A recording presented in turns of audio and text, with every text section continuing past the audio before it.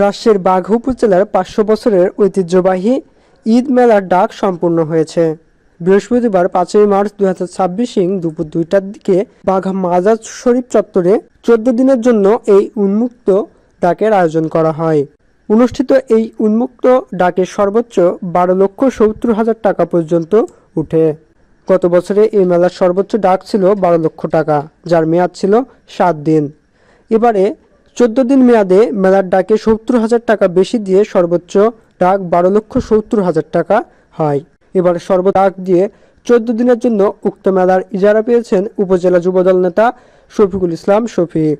স্থানীয় ব্যবসায়ী ও ইজারাদারের স্বতঃস্ফূর্ত অংশগ্রহণ এ নিলাম কার্যক্রম সম্পন্ন হয়। নিলামের প্রক্রিয়ার স্বচ্ছতা বজায় রাখতে উপজেলা নির্বাহী কর্মকর্তা, ইউএনও এবং আইন শৃঙ্খলা বাহিনীর সদস্যরা উপস্থিত ছিলেন। ৫০০ বছরের এই পুরনো মেলাটি উত্তরবঙ্গের অন্যতম বৃহত্তম ও ঐতিহ্যবাহী গ্রামীণ উৎসব হিসাবেও পরিচিত।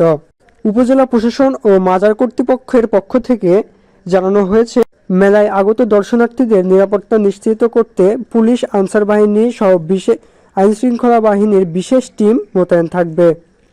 দূর দূরান্ত থেকে আসা ব্যবসায়ীদের জন্য রাখা হয়েছে পর্যাপ্ত সুযোগ সুবিধা। শান্তি শৃঙ্খলার মধ্যে দিয়েই মেলা সম্পূর্ণ করতে সব ধরনের প্রস্তুতি গ্রহণ করেছেন উপজেলা প্রশাসন। মোহাম্মদ বিপুল হোসেন সৈকত, গণকণ্ঠ, বাঘা, রাজশাহী।